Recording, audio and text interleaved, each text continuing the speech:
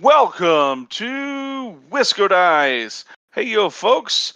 I'm your host, the Conesy with the Most, and I am joined by the Stark, the Raving, the Mad One himself. Hey, Brian, what's going on? Hey, how's it going? Got the old introduction for just the two of us today. Yeah, it is just the two of us. This is episode 101 of the Wisco Dice Tabletop Gaming Podcast. And today is November 23rd, 2022, the day before Thanksgiving, Thanksgiving Eve, and all that kind of good stuff for us in the States.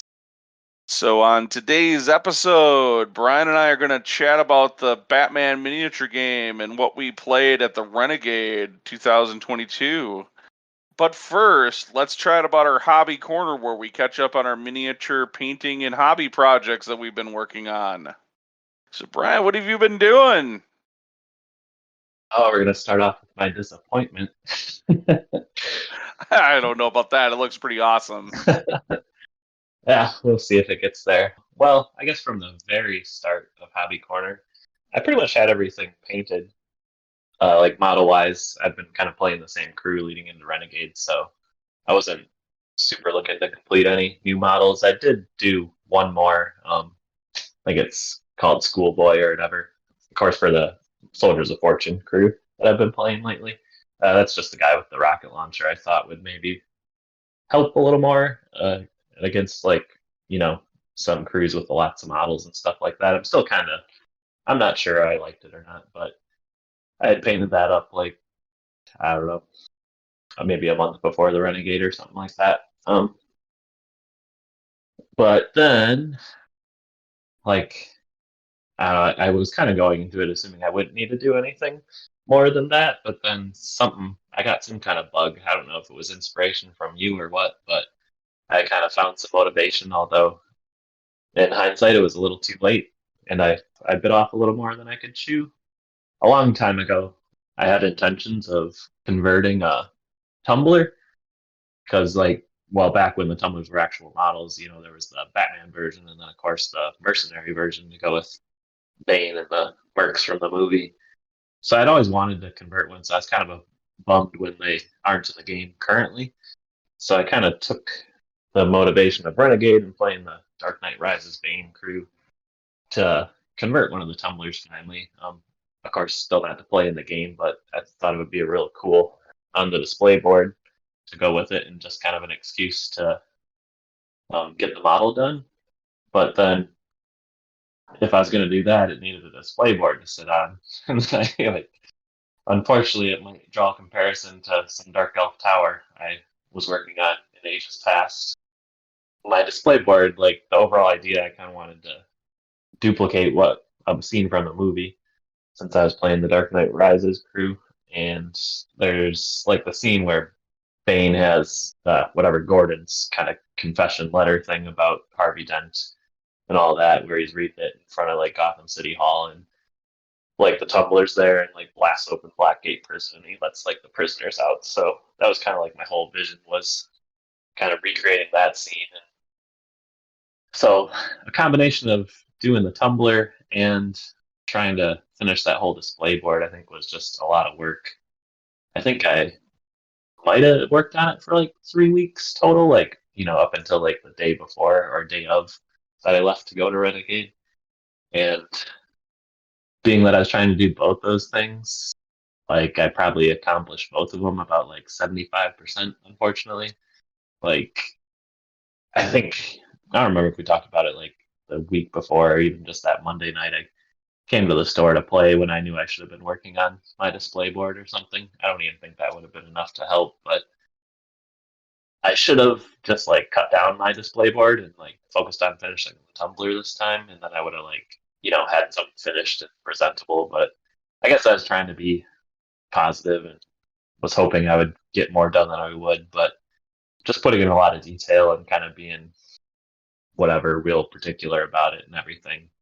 Like I did a ton of work on it, but I just didn't have enough time to actually finish it. So my display board's probably like 90% constructed, and then the main thing left would be painting it.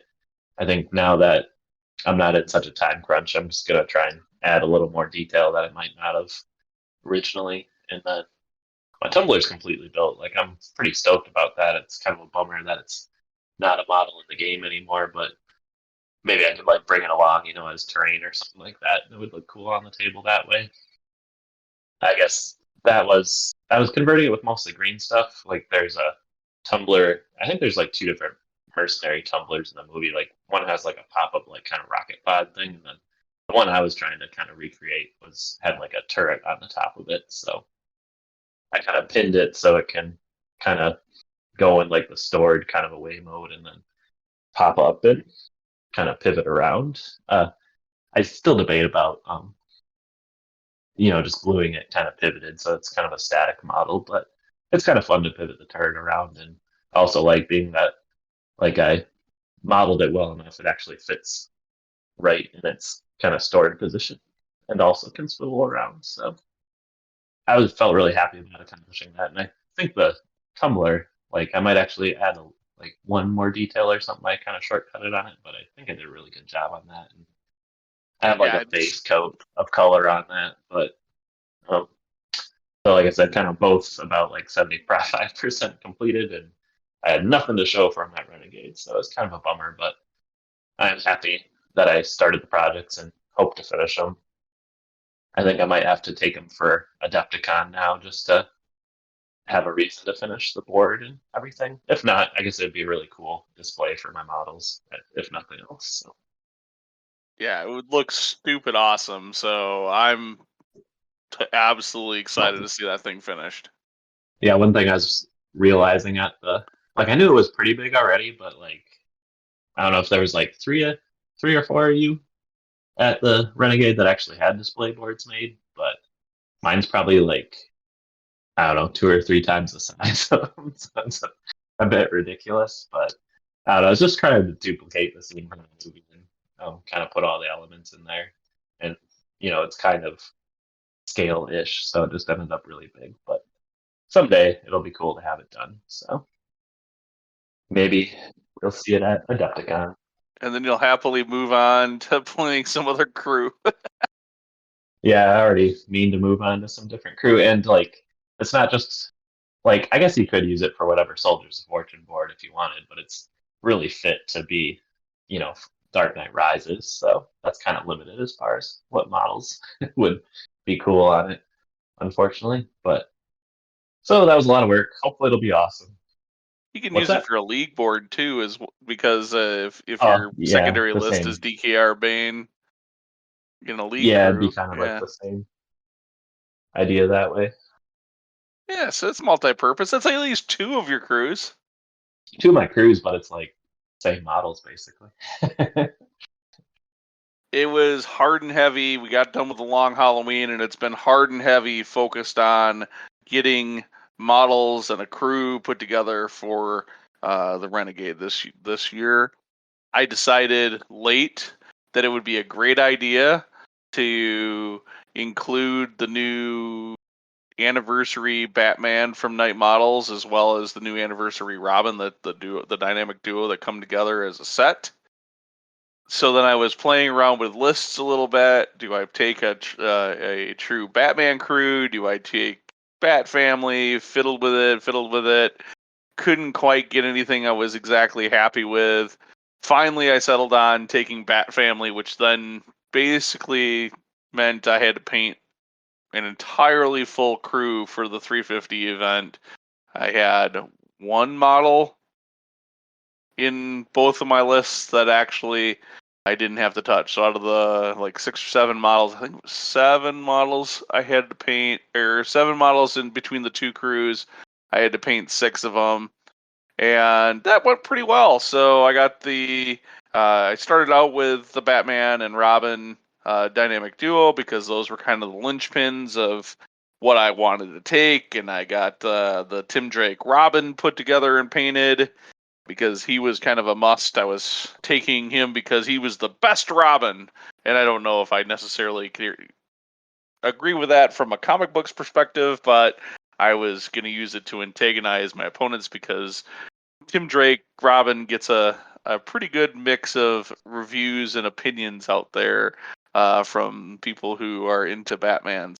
Then I wanted to include the new Nightwing and the new Robin, or the new Nightwing and the new Red Hood, because I it kind of rounds out the key characters for the Bat family. I was really hoping I would find a way to get the new Batgirl into the list, but just reputation and list construction, it didn't work. So I used my old Batgirl, which is probably a good thing because it meant I had to paint one less model. So I managed to get all of that done. I think I got that all done with about a week to go, or at least a few days to go before the Renegade. Because I knew I was actually on time and on schedule, and actually felt like I was going to finish early, I decided to also take on doing a display board. And so I cranked out that too, which happened to be the Batcave. What better place to kind of set up and have all of the Bat family kind of hanging out in between games, but to have them sitting in the Batcave. So I went to work and designed and sketched that out one day on a piece of foam board and kind of laid it out and went, okay, that works. And I had a plan. And in hindsight, I think my plan wasn't the greatest plan. I think there's definitely on the back side of the board, like it should have just been all one piece. And then instead it's like three pieces. And I had to then have to fiddle around with making the joints work and stuff like that. And then covered it up with some printed off artwork so that you can't see the mistakes as easy. It definitely came off really well. It was definitely the largest display board at Renegade, which was interesting.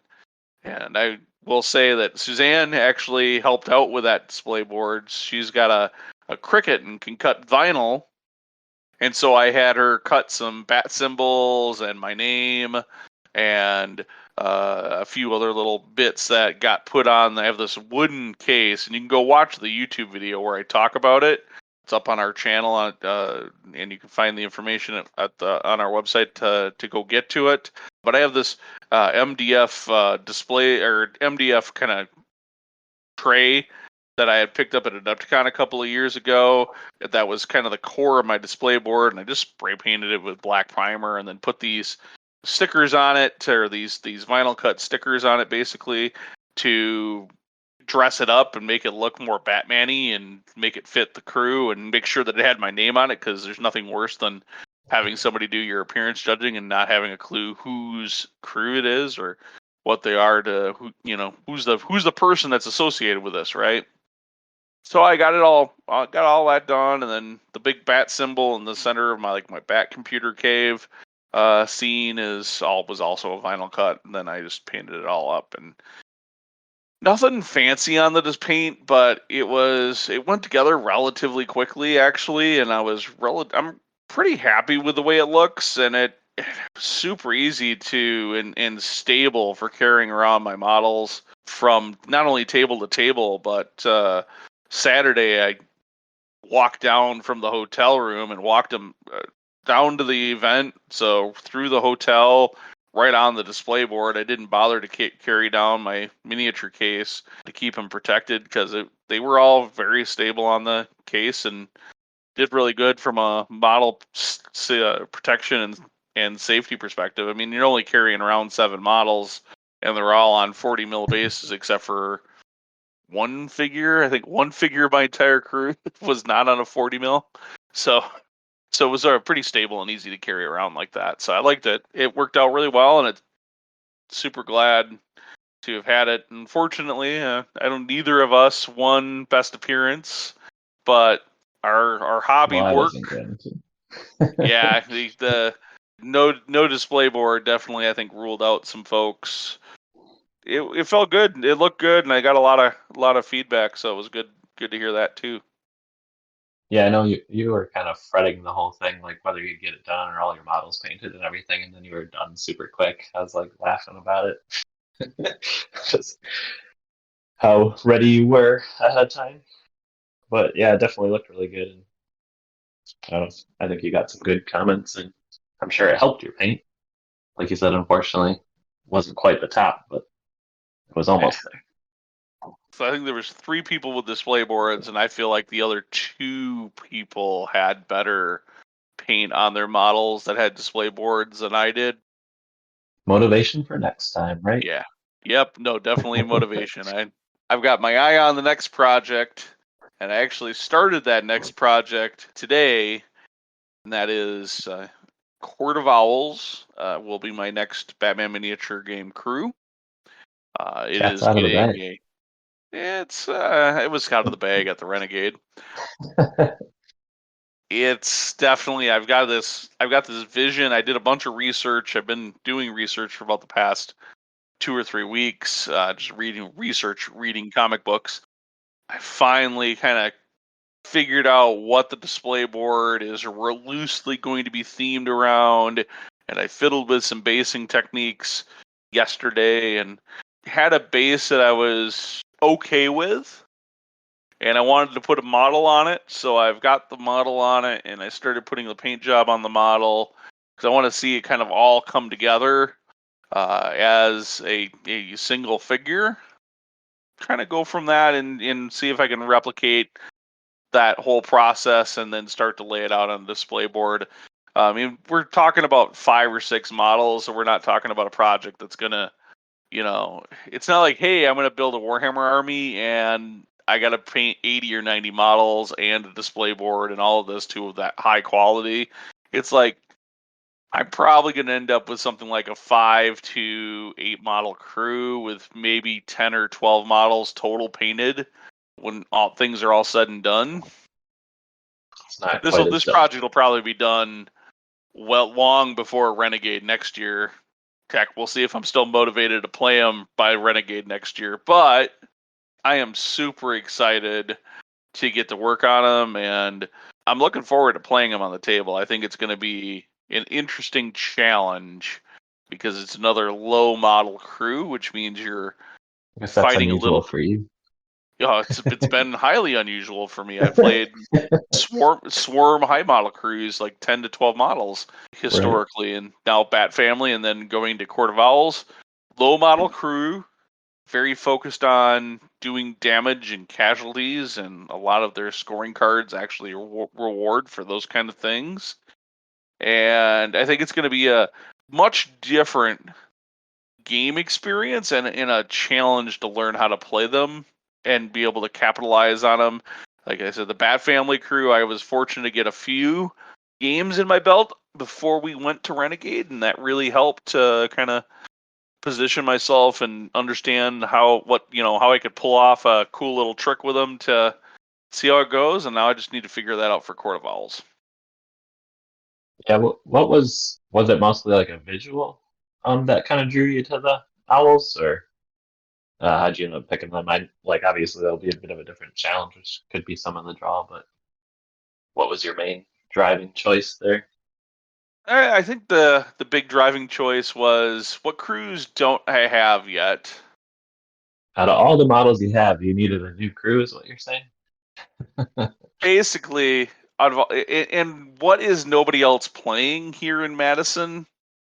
Right. I think that's as big a factor as anything because like we have 2 Batman players that play quasi regularly. We have a Mr. Freeze crew. You've got Bane and Soldiers of Fortune. Sounds like you're probably going to be moving to another crew here soon. I've already got a Penguin crew that's pretty well established. I've got a Joker crew that's well established. I've got Soldiers of Fortune sitting here. I've got Organized Crime sitting here. Batman, Teen Titan. Well, I say Batman, Teen Titans, and Bat Family. They're all kind of ish the same because they're all kind of ish using the same models. What can I do that's a little more unique than what everybody else is doing, or what everybody else has? And I settled on Court of Owls. I, I think they look different. I think I didn't know a ton about the core. Like I knew high level thematically what they are from from the comics, mostly from from the animated films, but I didn't really have a good feel for who the court is or how they were represented in the comics until just recently. and some cool comic books and some cool arcs there. So I can see why people like the court, and they fit into that rogues gallery, of Batman villains. Yeah, mostly it's just something that nobody else is playing, and I don't see anybody jumping on the Court of Owls bandwagon anytime soon. And with that, why don't we go ahead and take a quick break, get a word from our sponsors. When we come back, we'll go ahead and dive into the Renegade 2022 and the Batman miniature game events that Brian and I played in. Hey folks, this is the Conesy with the Most. I just wanted to take a moment to tell you about Misty Mountain Games here in Madison, Wisconsin, where you can find CCGs, RPGs, board games, minis, paint and hobby supplies for all of your tabletop gaming experience and needs. If you can't find it online, give them a phone call or swing on by their brick and mortar store here on the east side of Madison. Don't worry, that is MistyMountainGames.com. Check them out today. And we're back. All right, let's dive into the main topic here. So we participated in 2 different events. Actually, you might have participated in the third event. I don't remember if you did the Riddler whatever thing on Friday night. Oh, the quiz thing or the trivia thing? Yeah. I didn't do that. No. Nah, I okay. thought about it, but I didn't. Yeah, so neither of us did that. We did participate in the 250 rep tournament and the 350 reputation main event tournament. For those of you that are not familiar with the Batman miniature game, it's a tabletop skirmish game focused on street level activities where you field your favorite DC heroes and villains from the Detective Comics and other Batman comics. Players organize their crew into, usually it's somewhere between 6 to 12 models based on faction affiliation, and then tally up reputation points. Basically, each model is worth so many reputation and also potentially worth some funding cost, and play to a mutually agreed points value. What the Renegade is it's a fairly large convention. I'm not sure how large, probably maybe 100, 150 people total. I don't know, maybe more. I'm not sure. So I I guess assume it when I must say be a fairly little more large, than it's kind that. of a smaller, but it's a Yeah. multi miniature game convention, and it's hosted by the folks in Minneapolis. It's got Games Workshop events for Age of Sigmar and 40K. It's got Bolt Action, and it's got the Batman miniature game. So it's got lots of different events. So if you're interested in any of those other games, you can go to the Renegade and have a really good time. It's got a little vendor hall. Not that I've ever visited it, but I hear there's some good things that can be found there. I think Warlord Games was there. I've never, in 3 years I've been to the Renegade now, I've never actually went into the vendor hall to actually take a look, so I can't say firsthand what's there.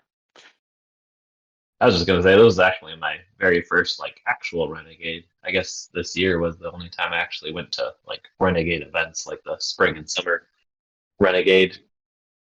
So yeah, this was my first actual Renegade, and I actually wanted to check out some of the other stuff or whatever, but with like the game schedules, it's hard to get anywhere. And then like the whatever the hotel is kind of set up, it's like a bunch of different rooms, all like in these different kind of hallways and whatever else. They're all in kind of different spots or whatever. So I didn't even really know where other stuff was. I guess I could have, probably dug into it and found somewhere, but I didn't really have any decent time to do that between Yeah, the gaming on the 2 days I was there. So it was kind of a shame not to get to check anything else out, but it was happening there somewhere. So maybe yeah. next time I'll get to poke my head into something. I know Tyler had mentioned me. Tyler is one of our local Batman players, and he rode up with me and roomed with me for the event. And he, before the event, he was like, "Oh, we need to head over to the Source," and because that's the local game store that's they've got a bunch of Batman and a bunch of other gaming stuff, and oh, we should head over to the Source, and we should check out the vendor hall. And I'm like, dude, you're never gonna have any time to do any of that stuff. Like, just you ain't gonna have time. I guess maybe He's on like, Sunday when you weren't gaming, you guys could have. gone to some spots, but We were on the road unfortunately, by 7, but oh, um, really? That early? yeah. But yeah, no, I was like, yeah, this we don't have time. Like you wait, and that's exactly how it worked out. Like we didn't Right. have time. So let's talk about what we did do and dive into the Friday 250 reputation Batman event. So who did you play, Brian? What did you take? What did you think of it? Yes. So this was my first 250 rep like game period.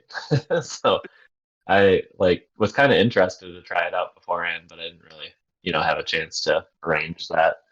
So I wasn't super sure what to expect. Like I was kind of looking forward to kind of the faster play of having like fewer models to actually maybe like half the time I don't get to finish my games in the tournaments when I'm playing regular 350. I looked at playing something else for League, but I didn't really come up with anything. And it's a lot easier to just kind of focus on playing one crew for the weekend. And I knew I was doing Soldiers of Fortune for the weekend. Well, not for the weekend, but for the 350. So I kind of came up with something to do with them that I was pretty happy with. Like at first, I went with like a Dark Knight Rises Bane led list, but for the points at 250, you could only have like 5 other henchmen with them, and I wasn't like super sure about doing that low of a model count. So alternatively, I was pretty happy with the list led by Bird, who is normally a sidekick, so he was my boss, and it allowed me to actually have 7 models in my crew, which I was kind of a little happier with. And I was able to keep like the 3 tough guys in the Soldiers of Fortune list that I feel like are kind of useful for scoring my game. Like tough guy is a trait that the model counts as 2 models for scoring objective cards, which is pretty handy for like 2 or 3 of the Soldiers of Fortune objectives.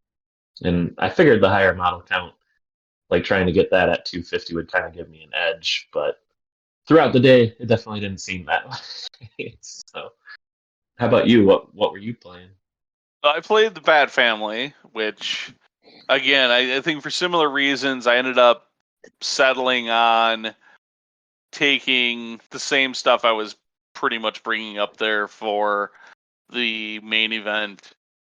In hindsight, I think that was a huge mistake, and I say that because I put basically zero energy into doing anything for the 250.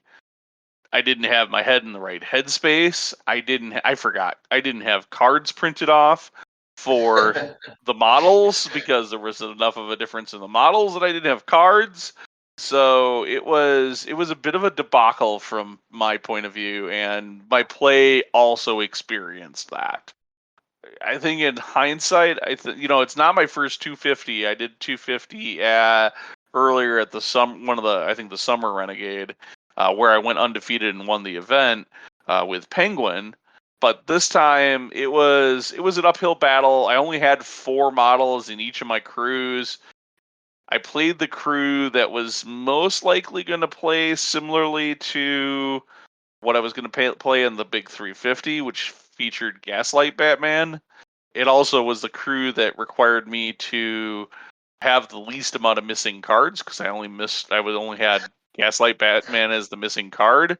I think my other 250 crew that had Red Hood, Damian Wayne, Dick Grayson Robin, the classic Robin that comes in the new Dynamic Duo set, and Barbara Gordon would have been better.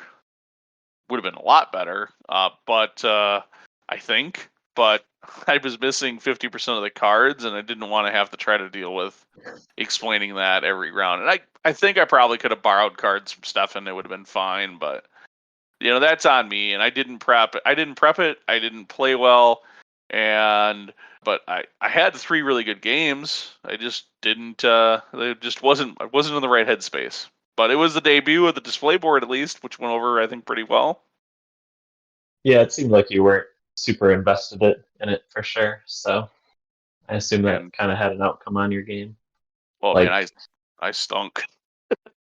I felt like I stunk too. Like you had mentioned, you played in the summer Renegade. I'm like, oh, it won't be that bad. Like, I thought about it a little. Maybe it'll go okay, but like, I don't know what happened. Like, I just did not have a good day on Friday. I don't know what it was, but Yeah. even just like how I was feeling, I didn't like whatever. I like didn't do well in my games, but even like I just was having a bad day then. I mean, so we talk about the games just real quick. Obviously, we didn't Yeah. have great experiences in the games, but I can say that played against a Soldiers of Fortune player right off the bat who basically hadn't played the game since last year Renegade and was really shaky on the rules. I might have pulled off a win. I don't think we would have. I don't think we finished this game. And when we tallied up the points, he was like, "Yeah, I have 28 points, and I had 23," and I was like, "Crap! How did this happen?" Like, this was the game. Like, Oh, hey, he doesn't know how to play. I'm teaching him how to play basically the whole time, and explaining things to him constantly about what the rules are. And it's clearly that I'm the one. And wait a minute, I didn't score any points. I was like, what the heck just happened?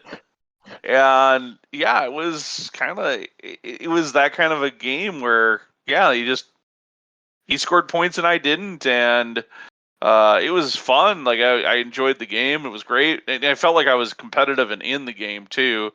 I made a couple of little minor mistakes, just not knowing model stats in the Soldier of the Fortune. There's that whatever stealth, oh yeah, you were caught whatever. off guard by the. Yeah, like defense 5 Um, on a henchman model. Like I can't remember her name.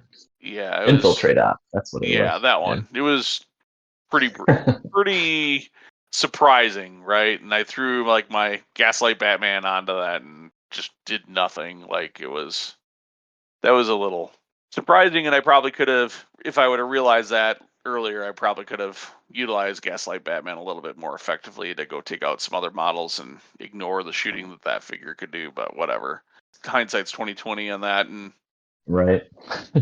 so that was my first round. It ended up setting up a loss, but I felt like I was competitive and I was in the game. Like I was doing stuff, I was in the game.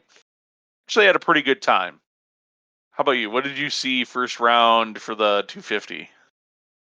Yeah. So jumping to my first round, I felt like I had a similar experience. Like I didn't feel like my game went really bad, but I ended up playing Stefan. He was playing the league crew.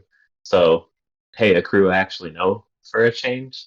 But for some reason, I chose not to take that into account into my playing, which, like, that's probably like my biggest regret for sure on Friday, if not like the whole weekend, was that like I've seen you kind of mitigate my league well, and it's like I should know how to do that against them. But for whatever reason, I kind of with my usual approach of like focusing on I'll score my own stuff and like they can do whatever. But obviously, the league kind of racks through a lot of points, which I've been able to do playing them. So like I should have known better. Like I was really frustrated like after the game. Like why didn't I take that approach at all? Like I could have like the main thing is just put out all your suspects right away, and that kind of hampers a lot of the league scoring. But for some reason, I didn't do that. We kind of ran through the game. We were both scoring a bunch of cards. Like he definitely like scored a little more than me, and then points wise, I think he might have been like 6 or 7 points up on me when the time was called. So that was kind of the story of my day a little bit. Was that the games weren't terrible, but my opponents just kind of kept having an edge on me for the most part.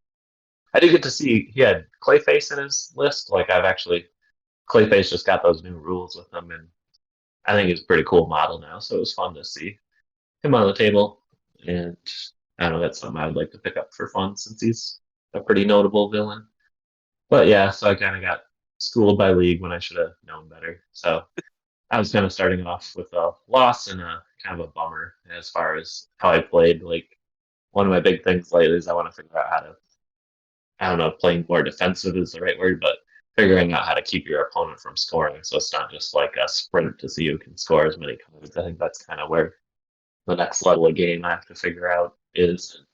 I should have been able to do it really well against League, but I chose to be a chump. So I did not start off well in the 250. My round 2, I ended up taking on Joker, Sean's Joker crew, Beautiful crew, by the way. His models look really good. I think he's the only Joker player for both days. Joker does what Joker does in the game, which is score constantly. What? You killed their models? They score points. What? You reveal their suspects? They score points. What? He's got a poison fish again. He scores points. Chattering teeth scores points. He was basically, the story of the thing was he was scoring points pretty much regardless of what. I think there's no defense against, I think, Joker scoring. Like they're going to score their points. The best you can do is hope that you can just outscore them, or that they run out of models too fast. Unfortunately for me, neither of those things happened in this game. It was one of my best scoring games of the day. I put up 32 points. In the end, that was nothing to Joker's 37. Like he was basically nearly out of deck by the time the game was over, and I must have had 4, 5, 6. I probably had seven or 8 cards I think left on my deck by the time the game ended. So I felt really good. I'm like, okay, I got this figured out. I took another loss, but I figured out like how to play this 4 model crew, and I was playing it. I think I played it pretty well in that game. No doubt, Joker was a handful for the Bat family, and then they went down. Yeah, how many models did you actually have in his crew compared to yours? Did he like I 2 to think he 1 had almost? 8 or 9. Okay, Yeah, it's not he had crazy, 8 or but 9, but a lot of his, like, he had 2 5-point models. Like, he had 2 of the zombies, so it oh really? wasn't. He had some more rep expensive models in his crew. Yeah, I guess jumping back to round 2 for me, I think his name was Drew playing Birds of Prey. I think he had won like the best point painted that day was just kind of picked by Adam, and I think he won it. He had kind of like a cool kind of playground display board. Most of his crew is like the Derby players, I think, minus the one with like the weird splatter gas gun thing. And then he also had Montoya and Cassandra in there as well. I'm not super familiar with the Birds cards so much. Like we do have Suzanne playing them locally, but I don't how many games I've had against her. Like I'm not horribly up on them, but I kind of went with the same approach as usual, which has worked for me as soldiers, but there wasn't too much of note in the game. We both scored a fair amount of points. We did have whatever it's called. I don't know, the one like event where you have like the marker where you like can if you control the marker you score a random card in it. So it was kind of fun to fight over that marker a little bit. I guess one other move of note, like usually I clump up all my models kind of right on the middle edge of my deployment zone so they can kind of run to the center quickly, which is usually helpful for scoring cards. And there was a sewer nearby, and like the first thing he did, I think it was just for the whatever the value of the shot. He had the flamethrower derby player guy, and he came through the sewer and like quickly templated like my whole crew. But luckily, he just rolled like completely awful. Like I think he would have like hit 6 models out of my crew, and he only actually scored a hit on one of them. So that was kind of a bummer for him. And then I quickly sicked like one of my guys on him later in the turn to take him out. And then, yeah, the rest of the game we were just kind of fighting for position a little bit and kind of trading blows back and forth. We are both scoring cards. This one ended up a draw. I think we were only like 1 or 2 points off. I don't remember about what our score was, probably somewhere around 30 or something like that. But overall, it was a good game. I think it was coming by my way a little bit at the end because I was starting to take out some of his models a bit more. But again, like most of my tournaments, even though this was 250, I think we only played till like partway through the third round. But so, like again, I didn't feel very bad about the game. It was nice to have a draw this time instead of a loss. But again, like I don't know, I just seemed a little off playing in the 250. I hear you. So going into round 3, I ended up playing Willie, who I love playing against. Willie's an awesome dude. He brought Riddler with. I think Riddler was the only model that was actually in the Riddler crew and the Smut crew, and then there was, Right. I think, That seems to be a theme I've noticed with Poker. Riddler crews. Yeah, Is like none of the crew is Riddler besides Riddler. Yeah. So Polka Dot Man and whatever. It just like I think I was able to take out Riddler fairly early, and I thought that was pretty important to being able to slow down his action efficiency and his card scoring ability. I was revealing some suspects, but clearly not fast enough with only 4 models. A lot of the game was me spent, okay, I'm going to attack this model. Oh, okay. I'll effort a couple with this model, and then I'll effort 3 times the polka dot man. And okay, you have like no dice. Now you can effort some dice back in. It was a lot of times, like the amount of times that attacking was just futile to being able to do anything in this game was so frustrating. And I get it that that's how that polka dot man works, but it was probably the most frustrating, and it actually soured me pretty hardcore. Like I carried this sourness into the next day because I was so frustrated from this game. And it was nothing that Willie did. Like he played the models really well that he took. My 4 little models could do barely anything against his, I think, 5 or 6 or whatever he had, and most of it was due to Polka Dot Man. And yeah, that model's just a tough model to deal with. Looking back at it in hindsight, like there were a couple of times where I had Polka Dot Man down to like 1 stun left, and I could have taken the time to move like Barbara Gordon up into contact with him, Batgirl, and take him out and go ahead and get him in the easy arrest. It still would have been a little bit of a dicey attack, but attack 4 combo against like his defense 3 with power armor, with removing a couple of dice out of my attack pool, I think I could have got the job done.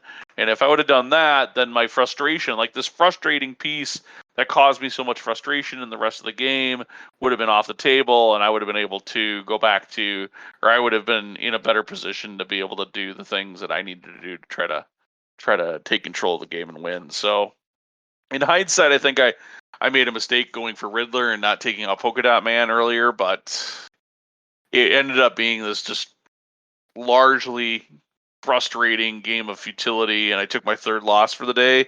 And as we'd see, that would be the last game I played that day. So we'll talk about that when we get to round 4.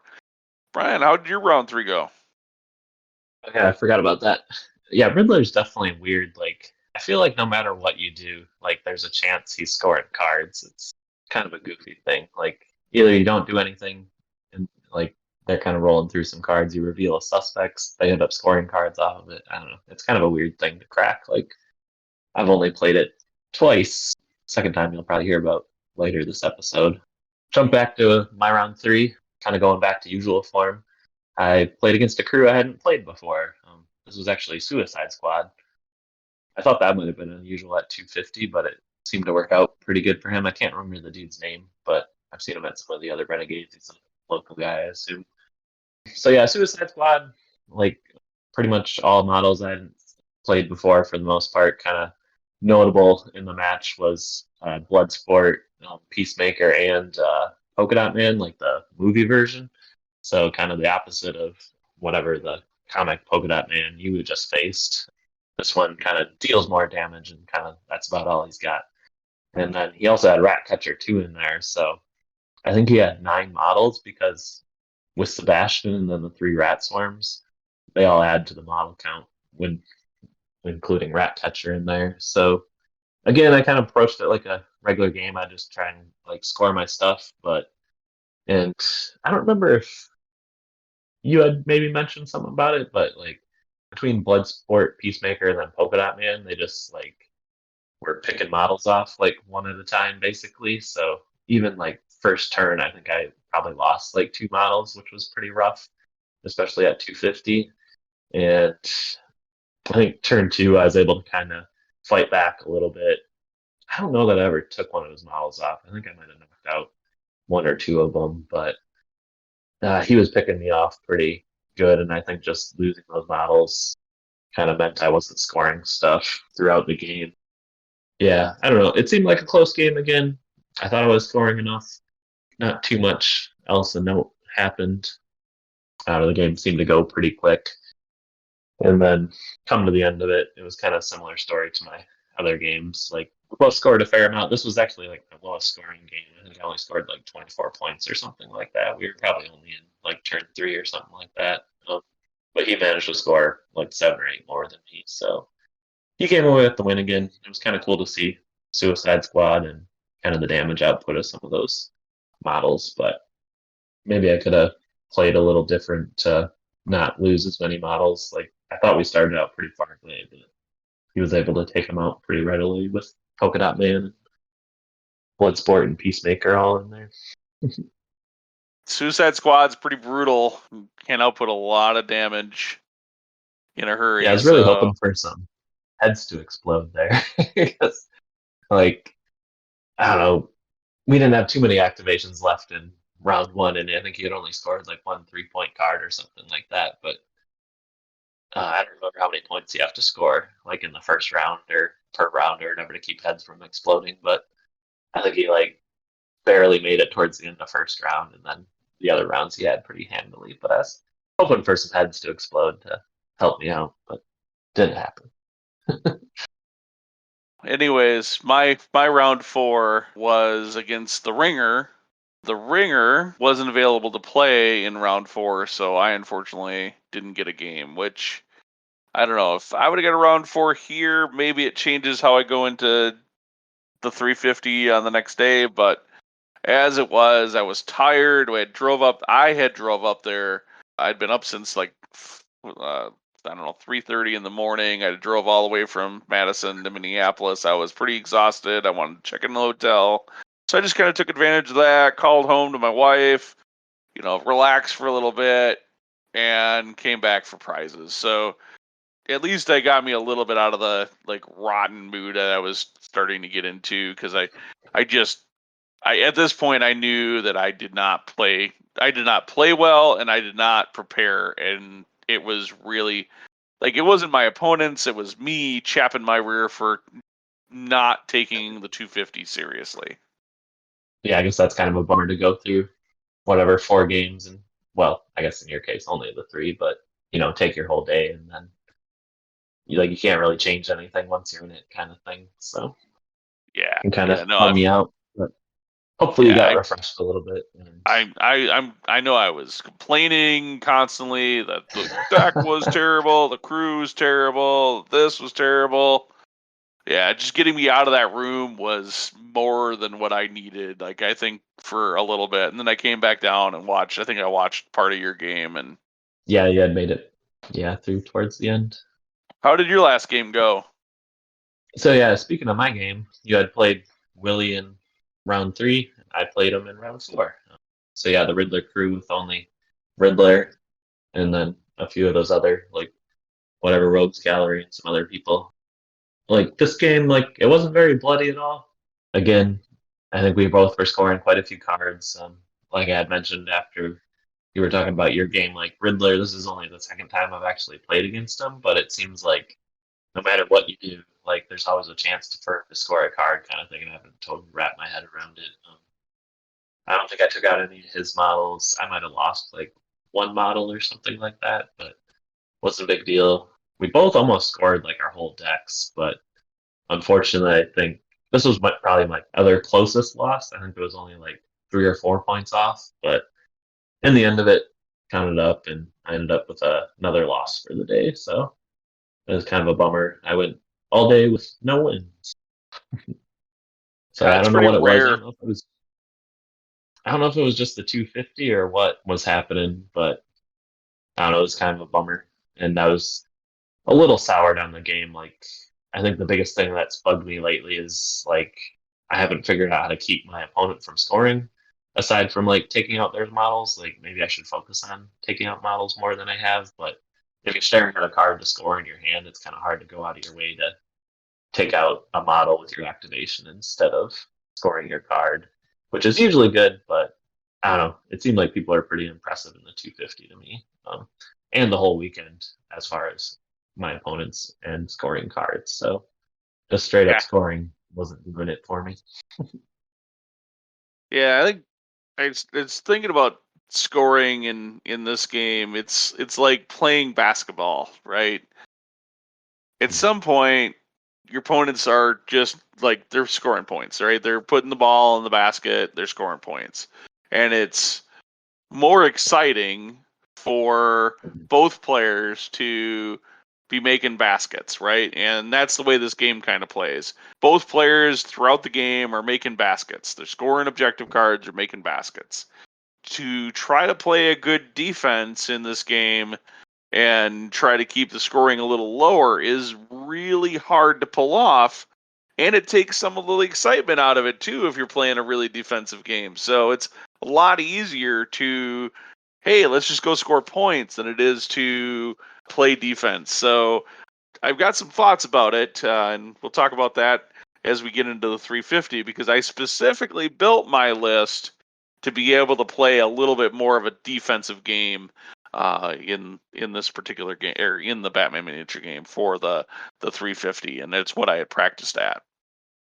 Yeah, I've witnessed that in some cases firsthand, and yeah, I think that's kind of the next step to my gaming. Like, it's kind of weird because I feel like I've seen it as a detriment to like new players or whatever if they just like focus on trying to take out models and stuff like that. I mean, that's like a bare minimum of defense is taking out opponent's models, so I think that's why I've like focused so much on like if I can score a card, I should do that instead of taking out models. But I think there's really something to be had if you can think about how to counter your opponent's scoring, whether it's from like list building, of course, like your play on the table and stuff like that. Like that's something I really need to think about. And, like especially in my first game against League where I didn't do it at all. Like it was really frustrating. And like I don't know, that's kind of the next thing I want to achieve. And I think if you can pull that off, like that'll be a pretty powerful skill to have to be able to keep your opponent from scoring. Because like right now, what I've seen in tournaments is usually just kind of a sprint to see who can score the most. So definitely an interesting dynamic there. Yep. No, but it typically means that those small model crews like Bat Family and whatnot can have a hard time because it's about action economy, and you score more points when you have more actions. So that said, let's dive into the 350. I'm just going to say I had a much better day in the 350 to start with. Just going to caveat that here that I wiped out that awful Friday performance.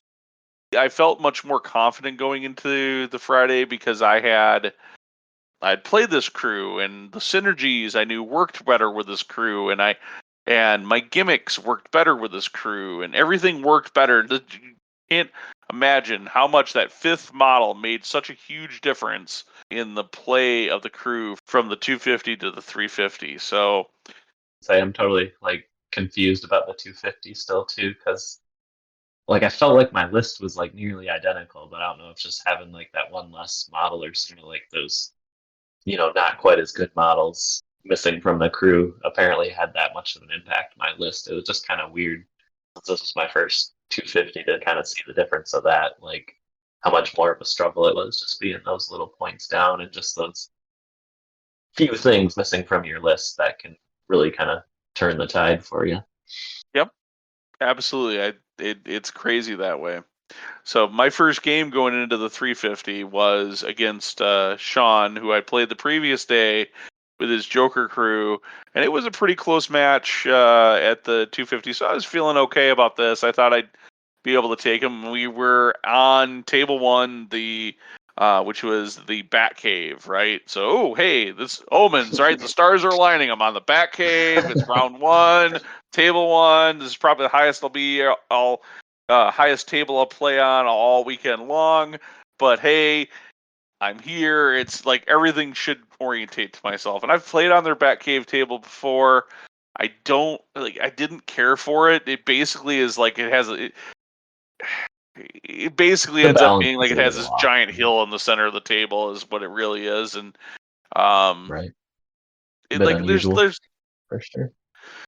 yeah, so really it just went. Sean did what Joker does and scored points and scored points and scored points, and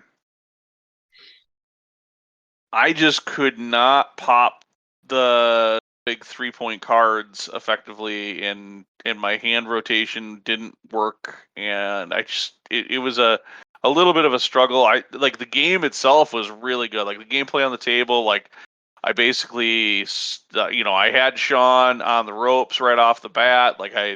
He had Rasta Clown with his assault rifle and his other, another whatever machine gunny kind of model over on the one side of the board, and like turn one, I had them both taken out with my little Bat Family gimmick. Which my Bat Family gimmick, which I haven't told, is basically I accumulate a giant pile of passes round one, and I spend them all. So that basically you've activated your entire crew, or nearly your entire crew, before I activate my first model. So I see what you've done, like which slows down a lot of players from scoring round one because they need that interaction with the opponent's suspects or the opponent's models to an extent to be able to score, or to be able to use their cards as resources so that they can get maybe a little plug or a little boost and get that hand rotation moving, right? Yeah. So that was kind of And my round one, like you're approach. so far away, like you're not Yep, vulnerable to anything either. So it's very frustrating. exactly. Exactly. And then I basically activate everything else, knock out like 2 or 3 models, maybe arrest a model or two. But the key is that I've hopefully taken out 2 of your models by the end of my round one, and my opponent's probably outscored me round one. I also then, Bat Family, one of their special rules allows you to take the initiative roll for the next round. So I immediately take the lead, and I have initiative, which means I'm activating models first. Okay, hey, we reset the round. I've got these things out, and now Batman, or one of my other big hitter models, it's almost always Batman, is going and taking out another model. So now you're down 3 or 4 models before you get to start your turn in round 2, and that now all of a sudden, hey, if you're a 8-model crew and I'm a 5-model crew, and I've taken out 4 of your models or 3 of your models, we're now the same, and I'm still playing with 350 rep worth of models that are pretty high quality versus you're down 100 rep worth of models or something like that because I've knocked out 3 or 4 of them. That was kind of the approach. Unfortunately, with Joker, it didn't work because Joker just scores points. Like, oh, hey, thanks, you helped me score psychopaths They're because you cheap. took Yeah. out models. Oh, hey, you helped me do this because you revealed the suspect, and so there was a lot of that just kind of trigger scoring. And I don't like. I think that was like the worst possible matchup for me for Bat Family, and the way I was playing it and approaching it. It ended up being a loss. And so, yeah, I was, with the way that Riddler game had went the previous day, and then this game starting out the day with a loss. This is now my 4th loss in a row. I was a bit frustrated, and I need to apologize to Nathan, who I played in the next round, that I kind of came into this next round and I was upset and frustrated and a bit cranky to start the game. So he really did a good job of being able to manage that and turn it around. But we'll talk about round 2 in just a moment. How was your round 1? So yeah, similar to you, like, well, maybe not similar to you, but yeah, after whatever was happened on Friday, like just physically and mentally, I wasn't super there, but I don't know, I felt like a lot better, and I was fully refreshed, kind of coming into 350, something a little more familiar, and I was hoping to have a good day of it. So yeah, this was like my full Dark Knight Rises Bane crew with Bird's sidekick and whatever the 3 tough guy models and a few other guys. So kind of the same crew I've regularly been playing and playing pretty well with in recent history. My alternate list had just included like the Dark Knight Rises, Catwoman, and the Blackgate Prisoners, just so I could put them on my theoretical display board that didn't show up, just to kind of fit the theme. But I had no intention of playing that list. I don't think it would have worked very well at all. So then, yeah, first round matchup. I guess unfortunately, I'll probably have to like check the next time it happens. But Stefan had just kind of checked us all, or at least I don't know, he had checked me and I think you and Tyler, and when we had got there. So like part of the app, you can put a team name or whatever. So the first round, you might not get matched up against each other. So that's what happened. ended up being me and Tyler round one. So Tyler was the other player from Madison who came. So that was kind of a bummer. He's a pretty new player too, so chances are I was going to do pretty good again. Kind of start him off on the wrong foot. So that was kind of a bummer.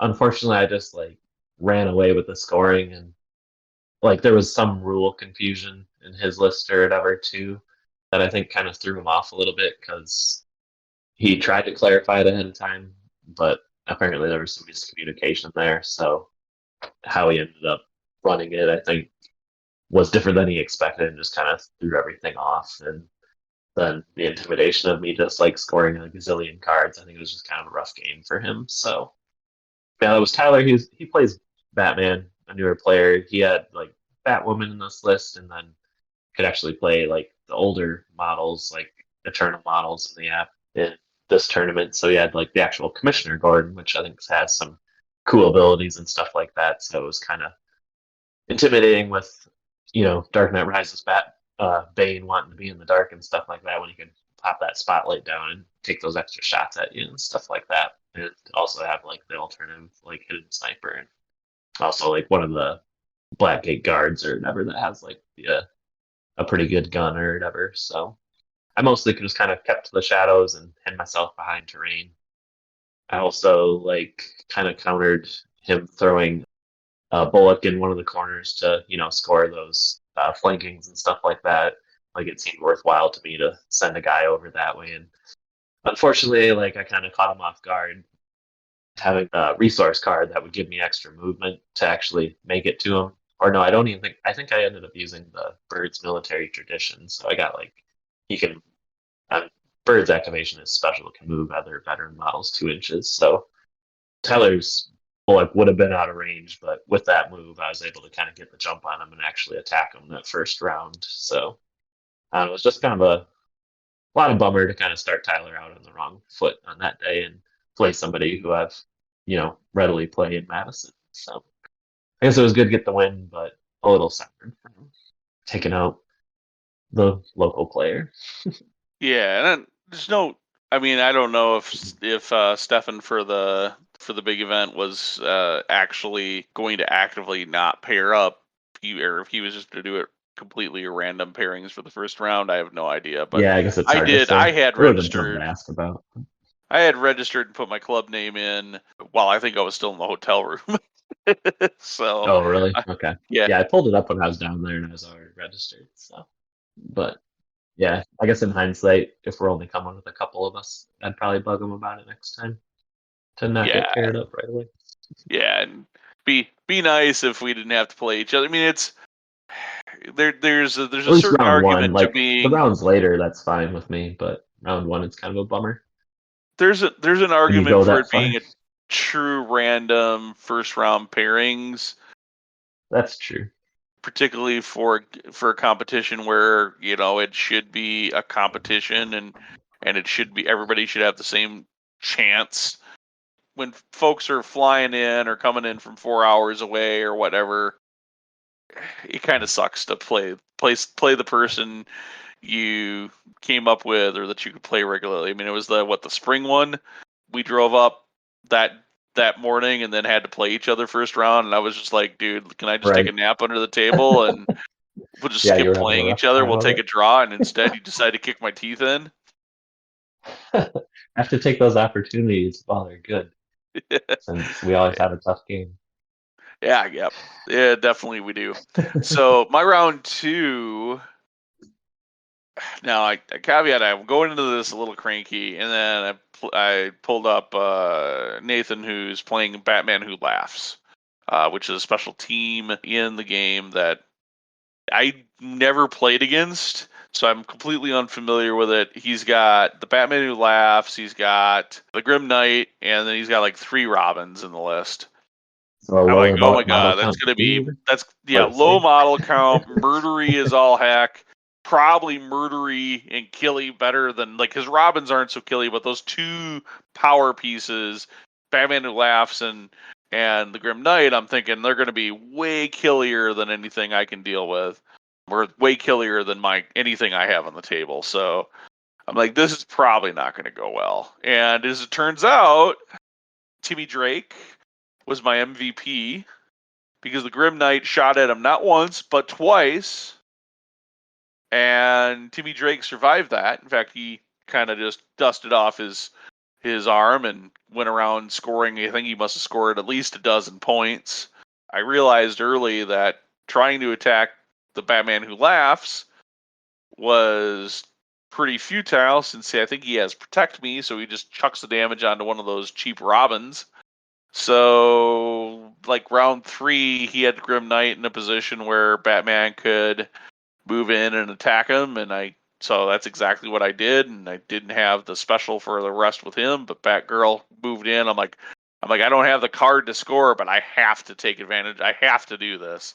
Like, I can't risk. The odds of him waking up are high, and if he wakes up, like, that could bring Nathan back in the game. So I'm like, I walked Batgirl over there and arrested him, and at that point, when he just had the Batman Who Laughs, I think he had spawned Gordon at some point, the whatever Gordon Who Laughs or whatever he's called, because the like stick for the Batman Who Laughs crew is they can spawn additional models when they kill like sidekicks and leaders sidekicks, leaders, and free agents.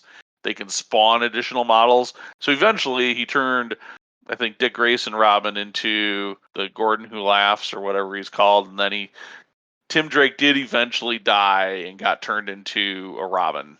So I thought that was kind of fitting and thematic, and we both kind of chuckled about that. But yeah, I did pick up the win here, and it was a pretty decisive win. I played my butt off in the game, and it felt like every time I turned around I was scoring a card, but put up 33 points and got a solid win. It felt good. It was like, okay, now I'm in the right headspace.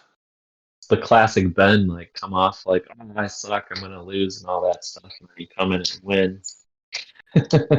Oh, I mean, I lost more games that weekend than I won. So, Yeah, I know. I'm just joking.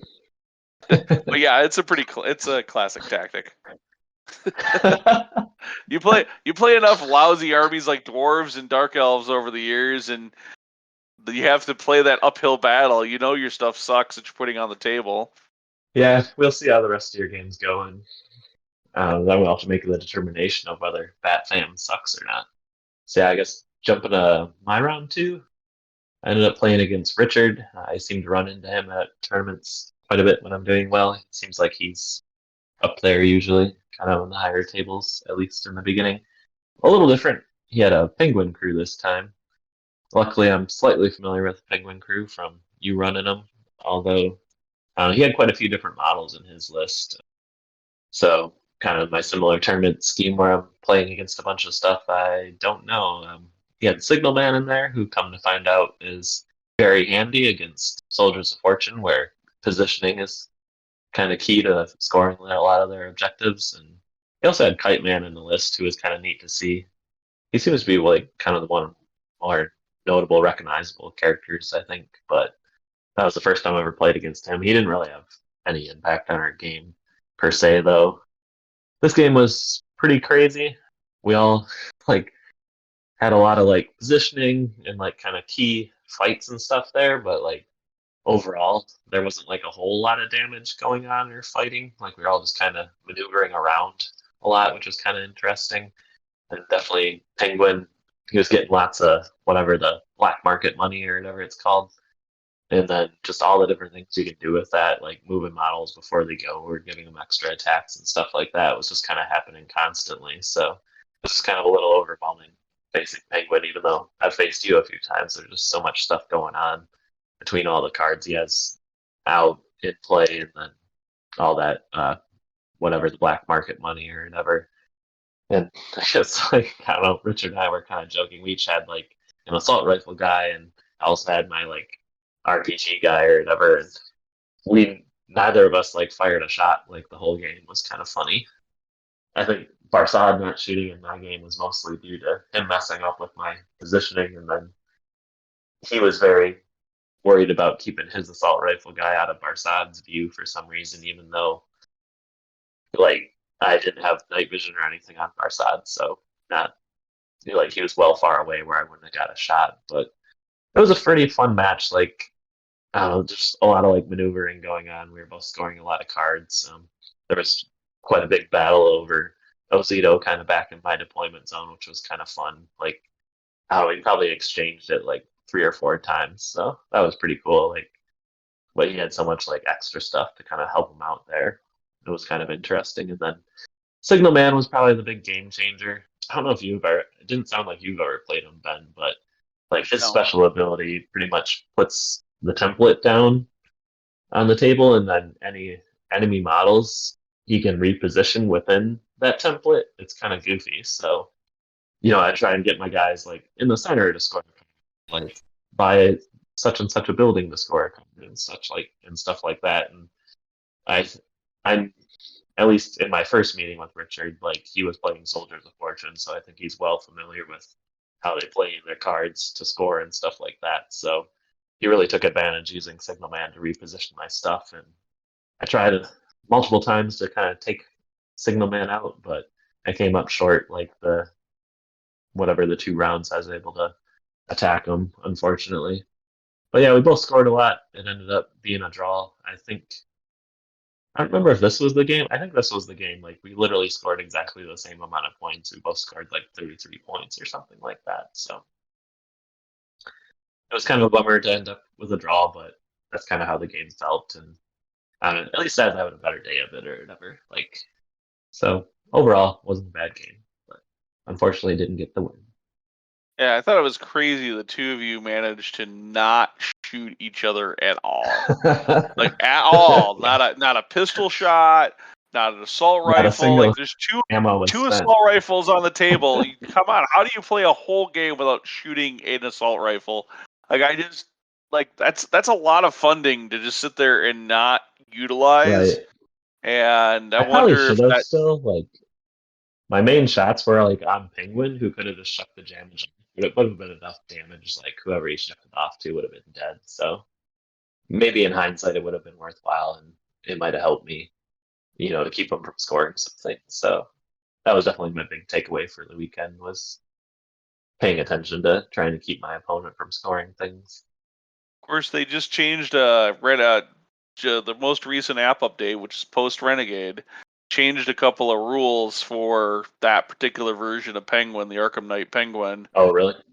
Yep. So he is less effective now. He's still good, but less What did effective they than he change? was.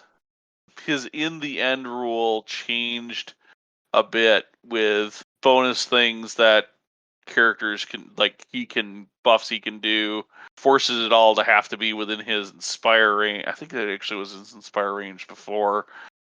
Just a few. It's not a lot, but it definitely is noticeable. It'll be interesting to Just a see few how he tweaks that plays. diminished them a little bit. Just a little bit, yeah. Of course, there's another new Penguin that's coming out. They re-released the old classic Yeah, Arkham the video Arkham game Asylum or Penguin. whatever. Yep, Arkham video game ones. Yeah. yeah. I think it's. I don't think it's Arkham. I don't think it's the Arkham Asylum Penguin. Yeah, I I think think it it's would have been the. Arkham City probably. Yeah, I think it's the Arkham City Penguin that has a gun in his umbrella, so he's got the umbrella gun, Oh, and really? yeah, it's kind of Yeah. cool. I'm looking forward to get I think that's going to be my second favorite Penguin to field on the board. I still think Arkham Knight Penguin is going to be my favorite, but I think that Penguin's going to be a close second. I'm actually looking forward to getting him on the table. He's a little more free agent friendly too, which is kind of cool.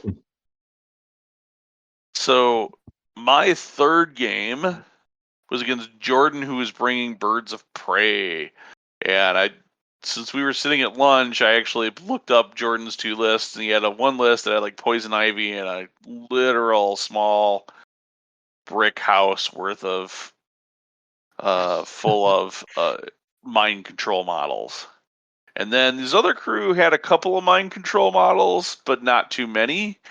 And so of the 2 lists, I was really hoping he would not take his Ivy list with all the mind controls. And guess what he did? He didn't take the Ivy list with all the mind control models. I'm like, okay, I got this. I felt really good at that point because he's doesn't have a lot of models on the board. The models that he does have that have mind control aren't super fast. And so if I can take like one of them out and I'm super fast and mobile around the table, like I'm gonna start the game, I'm gonna take out like 2 or 3 models, and then he's gonna be at or less models than I am for like going into round 2. I'm gonna take the initiative, beat up some more models. He's gonna be in real trouble, right? And not be able to rack up heavy scores. And he racked up more points than I thought he would. Like he still had enough models on the board to rack up a decent points cost or a decent score, but I've snagged another win here and got 37 points and managed to outscore the Birds of Prey, and it worked. Like I said, my one trick, it worked flawlessly again. And I think Jordan said at the early in the game, he was like, "I've never seen somebody throw batlings so much as you do." That is definitely part of my trick. Is turn 1, I'm not necessarily, when I do activate my models, I'm not necessarily looking to just throw my models into close combat, because in the Batman miniature game, in close combat, my opponent gets to roll dice to try to defend themselves from close combat damage. Against ranged attacks, there's no such defense. It's literally whatever my dice roll is, and I might not chuck as many dice, but I chuck dice that can't be blocked. And that's pretty amazing. So I have to deal with some cover, but you can. The nice thing about batarangs is you can move and still chuck them. So it works out really well in a crew like Bat Family, where you're fielding several models with the battling. They call them battlings on the cards, but they're batarangs. So you're there's 3 different names. like it's real common for me to, okay, I'm going to activate the Boy Wonder Robin, the Dick Grayson Robin. He activates. He's got a special rule, support Batman. So he'll have Batman activate who's already activated, or maybe he hasn't, or he's always activated. I always activate Batman before Robin. Seems thematically right, too. Batman's already moved and beat somebody up, but he's got support Batman, so he gives Batman a free action. Well, he beat the guy up that's right next to him, probably arrested him, so he's got nobody in base contact. So then I could move Batman, or I could have Batman chuck some batarangs. So oftentimes, I'll have Batman chuck some batarangs, and then, based on the results there, and, hey, Batman's got a strength 3+, so chances are good that I'm going to get, four stun usually out of Batman. Maybe I get lucky and I score 3 hits and I get 6 stun and knock out a model. But if I don't knock that model out, Robin should likely be in target, and he's not as good. His strength isn't as good as Batman's, but his to hit rolls for his other 2 dice that he throws are the same as Batman's. So odds are that model will be, whatever model I was targeting is going to, they're taking 6 to 8 stun. Like, that's going to KO almost every model in the game. Yeah, I just rinsed and repeated that a lot. And then, hey, Batgirl's got batarangs, and Tim Drake doesn't have batarangs, but his whatever Bola shot that he throws gives a model slow 6. Like, that's awesome too. So it was, I would throw, throw, and then the only model that was ever really in combat and punching things was Batman. And I think that threw off everybody I played, because nobody realized that. I mean, I think it even throws you off, Ryan, a little bit. Well, I was going to say we had played on Monday night, like leading up to Renegade, so that was the first time, or I guess that was our second game? Yeah, where you were playing Bat Fam. So yeah, you totally caught me off guard. Like we had played that one other game, same matchup, and that was your first game, so you were kind of still learning some things, and we kind of talked it over and figured out some ways to improve. And then compared to the first game, I was totally thrown in that second game we played, and I usually figured those throwing batlings and stuff as just kind of a throwaway weapon or whatever. But then everything went right in that game freaking on Monday, and like you said, if you get like you have to get a little bit of luck in there to knock out somebody like every go with them. But a henchman with batlings is pretty easy to knock out. And Yeah. like, yeah, you very quickly had like 3 or 4 people knocked out in that game we played before the weekend. And yeah, it was definitely intimidating to. It was really cool and like really thematic, seeming like to see that happen. And like I don't know, that just set me up to not have a good game on that Monday, but it might come in handy this knowledge later. But Yeah. I was Yeah. definitely. I think that was one thing. Like I don't know if I've ever seen anybody play Bat Fam at a tournament, like let alone regularly play them. So you definitely had the advantage of catching people off guard with some tactics like that. I think you Yeah. took full advantage of that. I think I think I might be. I wasn't the only person that's ever taken Bat Fam apparently to the Renegade. I found out later that they had Probably been not. taken once previously, but I nearly guarantee that I'm the only person that's played Bat Fam the way I played them. And I think I opened up some eyes to how good the crew can be. Yeah, like you were really talking them down, but then when you put them on the table against me, you didn't back that up. I That's how think bad they are. I, I will say the new Batman and Robin dynamic duo, They're that came awesome. out, like I built the crew to put those two models in and make them work. That's what they did, and they did a lot of work. They Yeah, I were feel awesome. like they're really key to your crew quite a bit.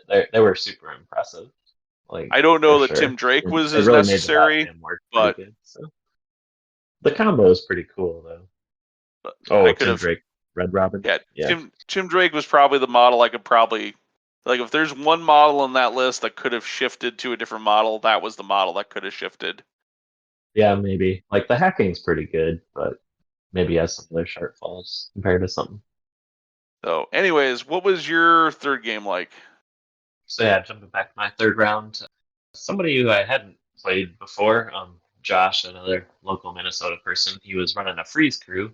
Luckily, one of the newer players in Madison here had picked up freeze, so actually had a few games to go on before facing him here at the Renegade. Like he pretty much did kind of the standard things I've seen from freeze before, like is put out quite a lot of damage and kind of chaining some damage between models, which is kind of interesting. So like even very quickly on turn one, I think I had lost like Bird or like almost lost Bird or he was like frozen or something. So it was just kind of intimidating having that much damage come at me pretty quick. I think I had, well, in the hobby corner, I talked about adding in like Schoolboy with the RPG rocket launcher weapon in there.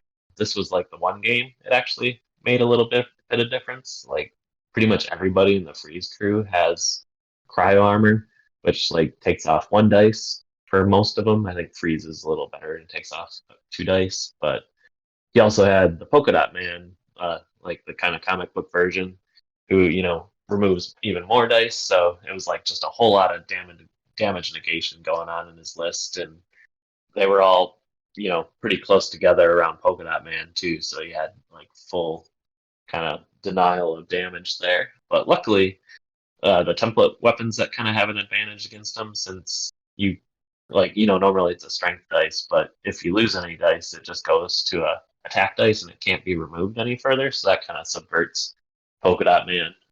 So I got like one good shot off with that where I like was able to hit polka dot man himself and like 3 henchmen.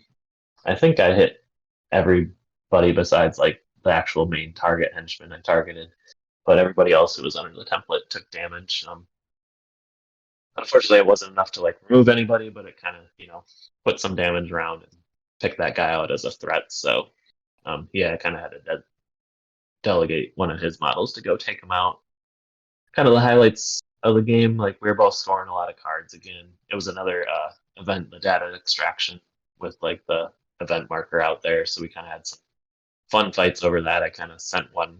I think it's what Merc 2, kind of the Dark Knight Rises mercenary guy with the pistol, who has tough guy also. So I was able to send him through a sewer and get kind of to the marker early on, and then he was he like kept getting knocked out, but I think he woke up like 2 out of the 3 turns or something. So he was definitely like kind of my main henchman for the game. He was my main man, helping me keep him from scoring some of those easy points.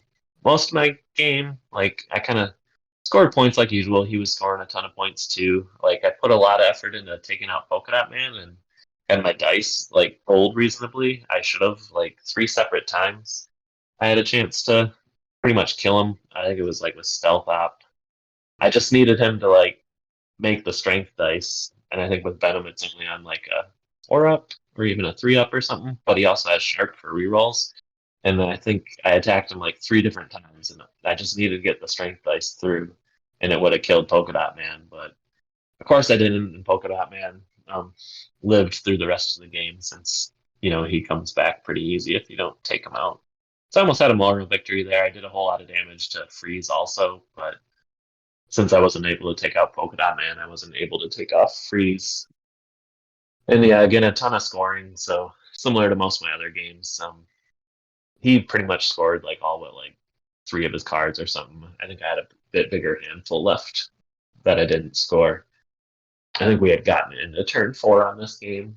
It ended up being like a draw. I think we were like 2 points off with our scoring to his slight advantage. So again, kind of another crazy game. A lot of stuff happening.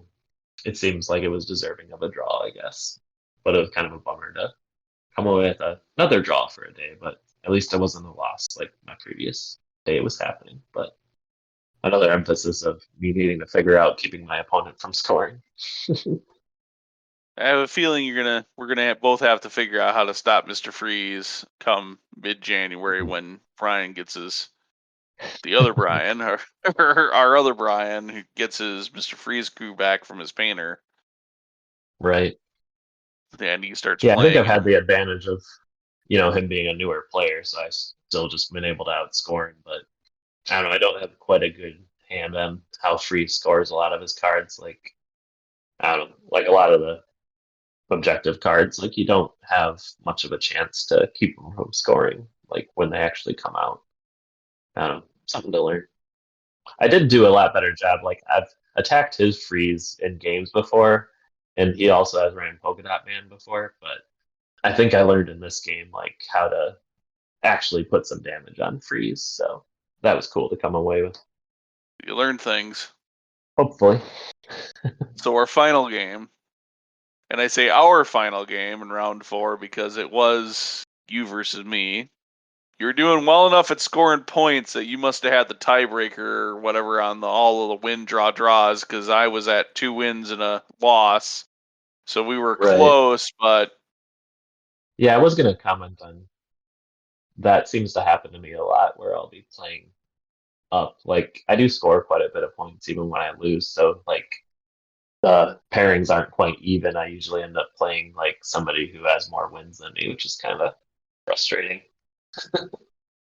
I had surfed my way back up from the bottom after round 1 to, I don't know. I feel like we were both playing kind of mid tables at this point. But whoever, if there was a winner here, you're probably going to surf up to the top 4 or 5, and if there's a loser here, then you're probably going to be lower mid pack, right? And unfortunately, there was a winner and a loser, and this game played out similarly to our previous play on that Monday night, but I don't think my dice were quite as It hot was with the that bad. batarangs. I would like to say I played better I think you than the did. Monday I think game. you did. You were the only person to take Batman off the table all day. Right. I got close on taking some other models too, I didn't or at see. least Yeah. Robin. Oh yeah. Robin and Tim Drake were both like on their last legs of being alive, and Batgirl and Alfred were my only 2 that were pretty kind of unhinged or undamaged and whatnot. So I don't know. I did have to play my butt off pretty hard here, and my deck played with me. Everything kind of aligned, and we got full game in too, right? It wasn't that we came down to Yep. time. I would say one of the nice things about Yeah, playing a between 5 model, losing models and you only having 5, you actually finish games. yeah, my 5 model, yeah. By the time we're into turn 2, we're finishing games because you've got like 5 or 6 and I've got 5.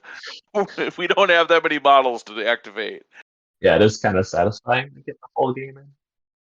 Yeah, other than against Joker, I finished every game all day long. So, in fact, I would have finished games 20, 30 minutes early. Like I was finishing games in an hour and a half for the most part. Yeah, we were done early in this last game too, by like 10 or 15 minutes, I think. It's unfortunate that if you had to play Madison with somebody from the Madison meta. You ended your day playing somebody from the Madison meta. Yeah, a I couple of was happy things to get the bounce. rematch here then. Yeah, a couple things bounce a little differently for you. It would have been you on top instead of me, I Yeah, think. it was But really close. Like I feel like the game should have been a draw by how it played. Like I was really happy just to have played better than on Monday night. I think you were playing a little cautious to how I did some things in a certain way. I think I could still do things a little different to help me out possibly. And I was kind of mad. Like I realized in the car when I was driving home, like, kind of key to wrapping up our game there. Like I had one of my henchmen holding on to a Zito, um, who I had snagged in the third round. And I realized in the car I got distracted trying to score a different card. Instead of like, I could have moved him in such a way to just lock in my Ozito scoring because I knew you pretty much had like at least two options to get to this guy and pretty easily knock him out. So I'd have to drop Ozito, let alone you being able to pick it up also with your Robin's extra movement from fast and whatever else he seems to fly around a lot. But had I just moved my model close to Bane, like when you drop Ozito, you get to place him. So I could have just placed him next to Bane, who you probably would have, like, I don't think you would have been able to knock out again at that point.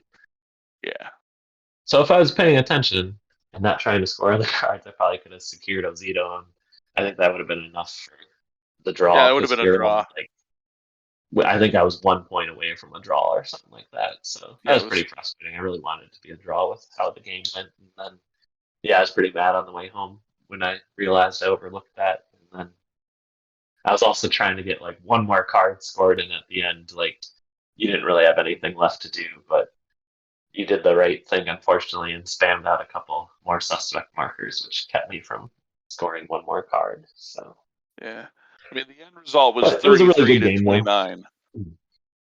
Yep. Or was it So that much? I thought it was it closer was than that 33 to 29, 4 points.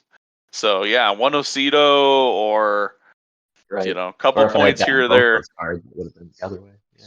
Yeah, well, But it was definitely a good game. I was glad to have stood up a better match than our Monday game had went. So. yeah, no, it's definitely I'm sure if we rematched it again, it'll be darn close.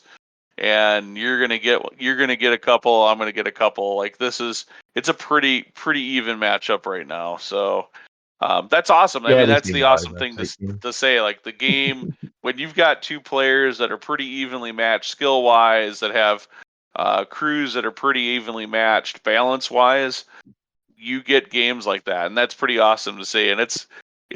I mean, maybe it's a little frustrating that oh man, I should be able to get the wins a little more or whatnot. But that's what that's great game design is when the games are really tight like that within a couple of points. Yeah, the draw spread isn't very much really in this game, but I was surprised to be so close to so many draws, let alone score so many draws. Like, I don't know, but my game felt really tight like that. So it was definitely an exhilarating game, but yeah, just not quite enough for the win. Probably not the way you wanted to end your day, but at the same time, it was I it Yeah, I was really was hoping for the draw. it was a really good game. I had four great games all day, and my crew played exactly the way I wanted them to play in every single game, and I was doing really cool stuff in every single game. It was really impressive for sure. I th- Yeah, it was I cool. think I would have scored more points if we would have finished my first game. That was the only game I didn't finish all day. And if I would not have scored enough points. I was not going to make up 10 points to be able to win, but I might have been able to pick up another. Like I was sitting on an arrest in my hand that I could have went and arrested somebody if I was going to go score 3 points on my next activation. I had like another 2 points that I was going to score almost immediately after that on the next activation. So I had like 5 or 7 points in that first game that I was going to be able to score, and so I was a little like, oh man, I should have focused more on like I ended up getting distracted because I broke my Tim Drake Red Robin model like round 1 in that game, and so I was like really distracted with trying to fix this model versus playing the game. We probably lost a good 10 to 15 minutes, so ended up slow playing myself into a loss in that one. But yeah, it was a great day at Batman, and I don't know, I don't have access to the overall tournament results, but I think I was something like 4th overall, and I don't know where you fell. You were kind of middle of the pack, I but think I was like, yeah, middle, like ninth or ish or something. I don't know. There was like, yeah. I don't remember, 14 players maybe. I don't remember. We had 18 players total in the Oh, event, 18. so So yeah, maybe I was like dead middle then. yeah, you were pretty spot on in the middle. So, a couple of those games go a little bit differently where you pick up the wins or whatnot, or I don't, or you pick Yeah, up the win over me in that final round, and the results are different. It's crazy sometimes how these things work out. yeah, and you were just talking about, having those cards in your hand when the time ran out. Like, I think my game with Richard was pretty close with Penguin, but like for sure against in my third round with Josh and Freeze, like I was sitting on cards in my hand that I could have scored kind of thing, but just, didn't have the time to do it. So kind of a bummer, Yep, especially when you come up with a draw like that. it is. So Anyway, it was definitely a fun day of Batman. I'm glad my Saturday things went a lot better and I was in a way better mood than Friday. yeah, I came out of that event. I was frustrated on Friday. I came out of Saturday. I was riding the clouds, riding super high, Batman. I am psyched, ready to play my next game. I'm pumped up. I'm working on hobby. I don't know. Renegade super energized me, and as much as I don't think I'm going to be playing Bat Family much anymore, I tell you what, I loved playing that crew. That crew was so much fun playing, and I feel like I worked out a really cool little trick that was fairly effective and was generally good against all crews. I will say Joker might be my Achilles heel there. Like it just did not that the chaos of Joker scoring just did not work well for me. So I used the arch nemesis. He is Bat's arch nemesis. But it was a great event, and I'm looking forward to next year's Renegade already. I'm looking forward to Adepticon as the next big event. I'm hoping there's a nice sized field at Adepticon, and good luck to Madison Batman. Hopefully we bring 3-4 players down to Adepticon and do really well there as well. Yeah, I'm definitely motivated to, try and figure out some better play for myself. Like, I seem to have gotten kind of bored on Soldiers of Fortune really quick. So that's kind of a bummer since it takes me a little bit to like switch crews, especially if I need to only play paint painted models and I kind of want to like finish the crew entirely. But I guess maybe it'd be a better idea to like switch to a different crew and model that up and then have the option to come back and play Soldiers of Fortune with the rest of the models like I am working on instead of like going completely through all the options I wanted to play like I did with League. Just leave them open for, a more interesting revisit. But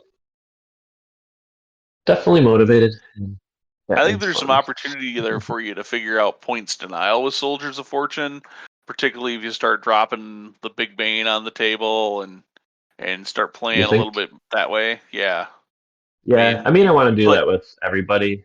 Like, well, with anything I'm playing, I want to figure out keeping people from scoring stuff. So that's definitely my next main motivation to I do. mean, So we'll have to see I what I mean, come there's up only with. two ways to keep people from scoring, right? And the game is about taking actions. So every opportunity you can take your opponent's actions away, that's just that many less points Right. that they're going to have the opportunity to score.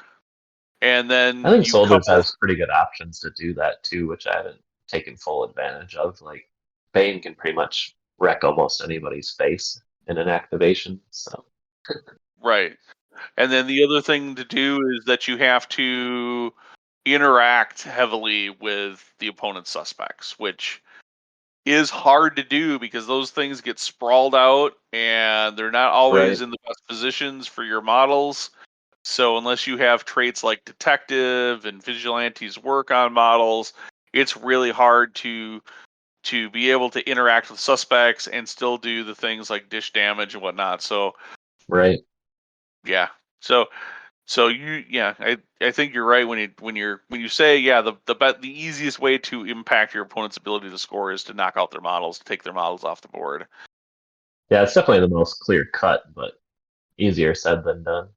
It is, And especially also, there's plenty of other cards that they can score still. So yeah. this is hard, So like because you don't really like even when I know the crew like that I'm facing against, like I don't really have that option very often. So I think that's why I was so disappointed to miss my chance at that when I played against League on Friday. But I think you do have an advantage when you know the crew and know their deck a bit more, which is usually something I have very little clue about against most of my opponents. So I think I have to start thinking that way a little bit. Look at the opponent list and whatever their deck, and think more proactively about what I can do against them compared to how I have been playing. So we'll see how it goes. that's the thing. Well, we're also going to start playing more, so hopefully that'll help too. So all of that, Right. I think we've got an episode here. So that was our 2022 Renegade. Great event. Stefan and the Minneapolis team puts on a great event. Thanks to Adam for doing this Friday tournament, being the TO for that, and thanks to Stefan for running a great Saturday event. We didn't stick around for the Sunday duos. I would have liked to have done that. Like it would have been fun to figure out a team with us, but I had to get home instead.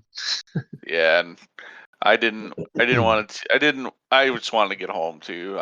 As little time as I had to try to figure out stuff for the Renegade, and the fact that I completely neglected the 250, it would have been likely I would have neglected the duos event too. So I just did not have enough mental capacity and time to be able to sort out all three events and be competitive and good in all three. Right. But it was a lot of fun. Great event. Thanks to all the TOs. Thanks to all our opponents. You were all great. We had a ton of fun. We had a lot of fun doing the hobby that got us up to being able to compete in the event and be able to play with our fully painted crews. Beautiful crews. So many fully painted crews at the event. I think I only saw one or two unpainted models the entire day, which is awesome to be able to say that for 18 people there were that many painted crews. Great event, great time. Really enjoyed it. I should say hope. Can't wait for the next big Batman event to come around so that we can play again. Thank you so much for listening. Make sure you leave a review of this show wherever your favorite place is to find podcasts. Oh, and by the way, give us a like on our Facebook page. And don't forget to follow us on Twitter, Instagram, or Pinterest while you're at it. If you haven't looked recently, make sure you catch up on the blog at wiscodice.com. Hey, Brian, what's that site? Oh, darn. I forget. Justin, what's our website again? Wiscodice.com. That's right, it's wiscodice.com. And until next time, everyone, peace out.